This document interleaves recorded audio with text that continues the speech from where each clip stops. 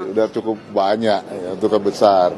Mereka juga jijik lah, mau pungli-pungli yang cuman 5.000, 10.000 sekarang. Remunerasi besar sekarang, polisi itu, lebih dari gajinya. Iya, silahkan para media, silahkan videokan semua polisi yang ada di jalan. Ini saya perintah saya, ya.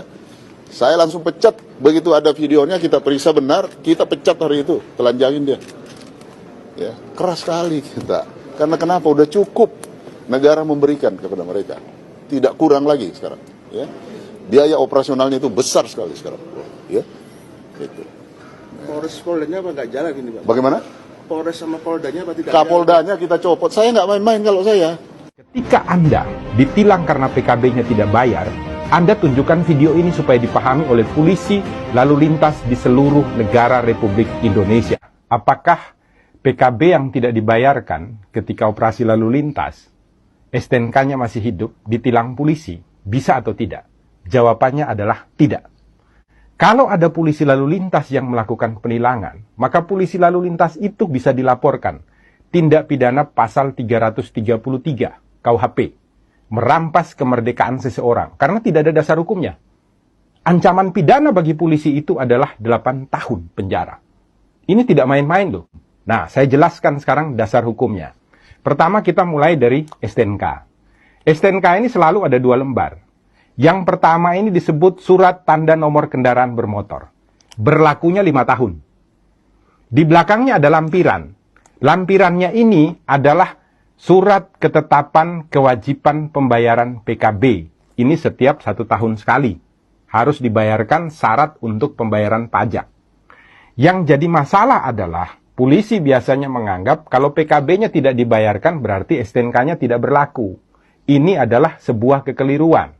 Kenapa demikian? Dasar hukumnya begini, biasanya dipakai polisi adalah pasal 288 ayat 1 untuk melakukan penilangan ketika PKB-nya belum dibayarkan.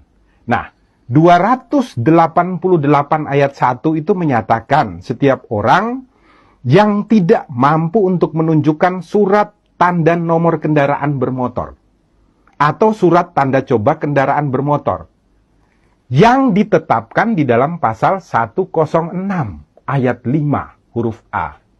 Jadi penilangan terhadap pasal 288 ayat 1 didasarkan pada pelanggaran yang dilakukan dalam ketentuan pasal 106 ayat 5 huruf A.